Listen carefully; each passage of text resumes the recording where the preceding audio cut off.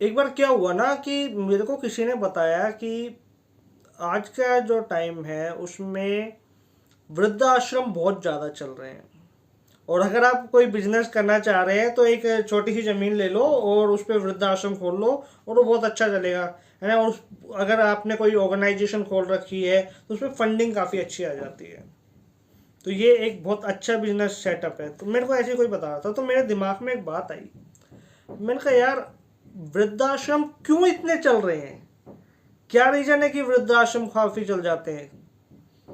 जबकि अगर हर एक बच्चा अपने बुजुर्ग माँ बाप को अपने साथ रखे तो मेरे को लगता है कि ये जो वृद्धाश्रम वाला बिजनेस है ये तो बिल्कुल खत्म हो जाना चाहिए, बिल्कुल बंद हो जाना चाहिए। वृद्धाश्रम नाम की कोई चीज ही नहीं होनी चाहिए।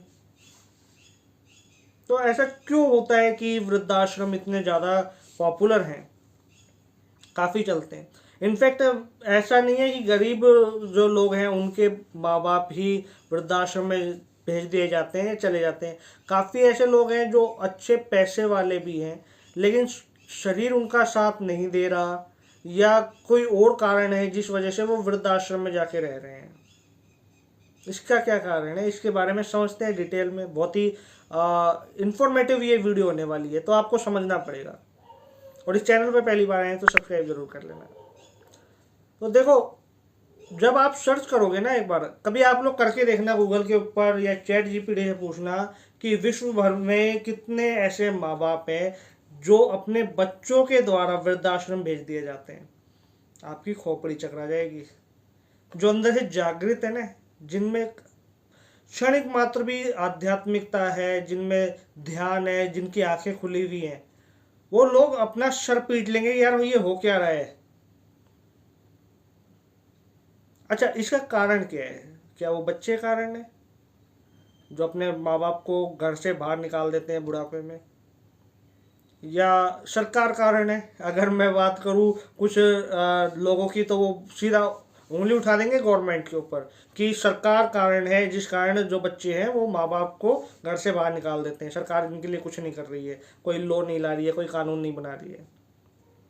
मैं ऐसा नहीं कहने वाला। मैं एकदम साफ सुथरी और सीधी बात करता हूँ। इसका कारण ना तो वो बच्चे हैं, ना सरकार है, ना समाज है, ना सोसाइटी है। इसका कारण है वो जो माँ बाप जो वृद्धाश्रम में जा रहे हैं वो खुद हो।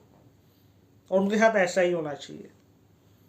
बात थोड़ी कड़वी है, गुस्से दिलाने वाली बात है, लेकिन यही हकीकत है। इनके साथ ऐसा ही होना चाहिए। क्यों? क्या रीजन है उसके बारे में समझो। माँ बाप अपने बच्चों को बोलते हैं कि हम इसको बहुत अच्छे संस्कार दे रहे हैं, हम इसको बहुत अच्छी एजुकेशन दिला रहे हैं, बहुत अच्छे कॉलेज में जा रहा है, अच्छी पढ़ाई कर रहा है, समाज में नाम करेगा, सोसाइटी में नाम करेगा, सब कुछ देते हैं।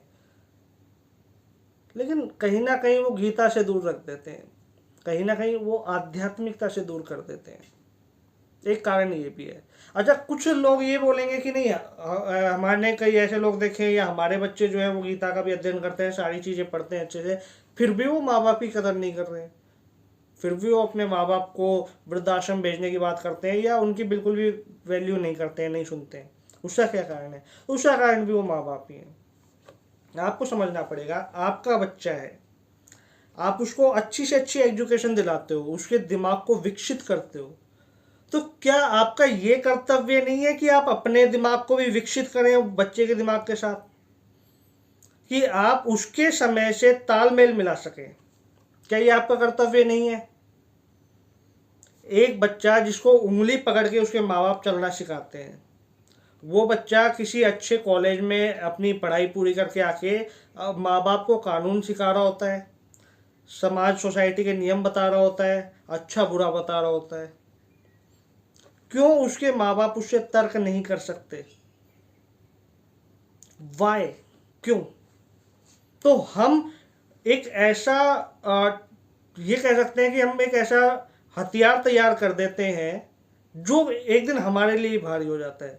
देखो, हथियार तैयार आप जो कर रहे हो वो ठीक है, आप उसको बहुत अच्छा, बहुत स्ट्रॉन्ग, बहुत एडवांस बना रहे हो, लेकिन उसका जो एक्सेस है वो अपने हाथ में रखो। आप एक बहुत एडवांस कंप्यूटर बना रहे हो, लेकिन उस कंप्यूटर का जो एक्सेस है वो अपने हाथ में रखना बहुत ज़रूरी है। अदरवाइज वो कंप्यूटर एक दिन उसके अंदर वायरस आ जाएगा, ये एक दिन वो आपकी जो जितनी भी फाइल्स हैं उन सबको डिलीट कर देगा। ये मैं एक कंप्यूटर का उदाहरण देके आपको समझा रहा हूँ। लेकिन जब उस कंप्यूटर का एक्सेस आपके हाथ में है तो आपको मालूम है कितना उसको यूज में लेना है, कैसे लेना है, और यदि वो बदतमीजी पे आ जाए, वो काम नहीं करे, तो उसको ठीक कैसे करना है। वैसे ही आपके बच्चे हैं। जब आप देखते हैं ना कि आपका बच्चा लो पढ़ रहा है, तो क्या ऐसा नहीं हो सकता कि आप घर में बैठ के अपनी कोई भी लो की किताब पढ़ सकें? क्यों नहीं पढ़ सकते? अब ये मत बोलिए कि उम्र निकल चुकी है, क्योंकि पढ़ने की कोई उम्र नहीं होती, सीखने की कोई उम्र नहीं होती। आप 4 घंटे टीवी में टाइम वेस्ट कर सकते हैं, आप 2 घंटे किचन में खाना बनाने में टाइम वेस्ट कर सकते हैं, तो ये फालतू के कामों में इधर उधर बैठना और सोशल मीडिया के ऊपर टाइम वेस्ट कर सकते हैं। लेकिन जो किताब आपका बच्चा पढ़ रहा है आप वो नहीं पढ़ सकते। यकीन मानो, यदि आप अपने बच्चे को कोई पढ़ाई सिखा रहे हैं, कोई एजुकेशन दिला रहे हैं, और उस एजुकेशन का 50% भी अगर आप खुद सीख रहे हैं, आपको समझ में आ रहा है, तो आपका बच्चा आपको गलत साबित नहीं कर सकता, आपके साथ तर्क नहीं कर सकता, बहस नहीं कर सकता। उसको आपसे दबकर ही रहना पड़ेगा। उसको ये समझ में आएगा कि बेटा तू जिससे बात कर रहा है ना वो तेरा बाप है। जितनी तू पढ़ाई करके आया है उतना उसने जिंदगी का एक्सपीरियंस भी लिया है और उतनी किताबें भी पढ़ी है और आज भी पढ़ रहा है। वो आपको बेवकूफ बना के वृद्धाश्रम में नहीं भेज सकता कोई भी बच्चा। अच्छा, ये चीज मैं ऐसा नहीं है कि पेरेंट्स हैं जो बुजुर्ग लोग हैं उनके लिए ही बता रहा हूँ, ये वीडियो उनके लिए ये नहीं, ये आज के आधुनिक बच्चों के लिए भी है, जो आगे भविष्य में जाके अपने बच्चों को संस्कार देंगे। अगर वो अभी से ही समझ जाए तो बहुत अच्छा होगा, क्योंकि पहले के जो माँ बाप थे वो तो फिर भी अपने बच्चों पे ध्यान देते थे। अब जो माँ बाप बनेंगे ना, ये कि मानो उनके बच्चे कहीं और पल रहे होंगे, कहीं और परवरिश ले रहे होंगे और कहीं से संस्कार मिल रहे होंगे सोशल मीडिया से, और उनके माँ बाप सोशल मीडिया पे और कहीं व्यस्त होंगे।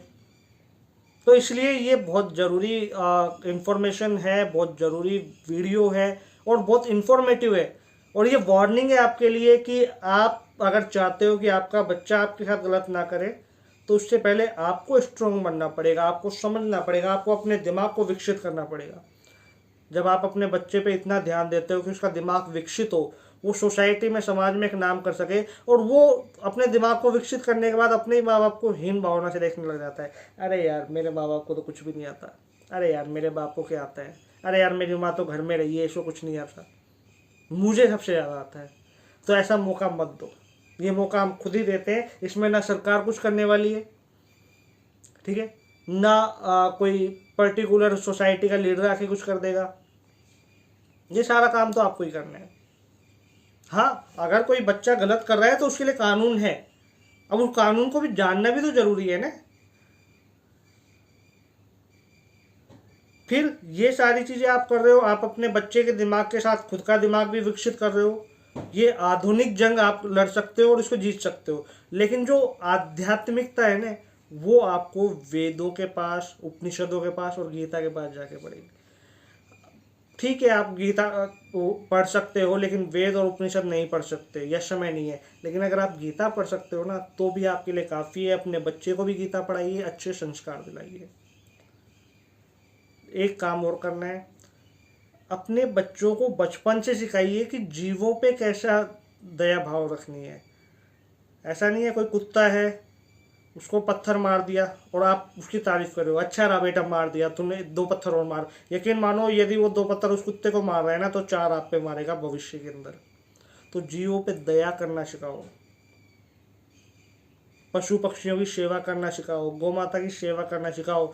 यकीन मानो, अगर आप अपने बच्चों में ये संस्कार डेवलप बचपन से करोगे, उनको आध्यात्मिकता भी सिखाओगे, उनको स्पिरिचुअल भी बनाओगे, गीता का ज्ञान भी दोगे, खुद को भी लेना है, खाली बच्चे को ही नहीं दे देना है कि गीता का ज्ञान कि बच्चा ही पढ़ ले। आपको खुद को भी गीता का ज्ञान लेना है, बच्चे को भी देना है। और बच्चे को अगर आधुनिक दुनिया के अंदर आप प्रवेश दिला रहे हैं, उसके दिमाग को विकसित कर रहे हैं, अच्छी से अच्छी एजुकेशन दिला रहे हैं, तो आपकी जिम्मेदारी बनती है कि वो सारी चुनौतियों को आपको भी फेस करनी पड़ेगी। तब कहीं जाके वृद्धाश्रम बंद होंगे, माँ बाप और बच्चे अच्छा तालमेल मिला के जीवन भर साथ रहेंगे। इस वीडियो में इतना ही। नमस्कार।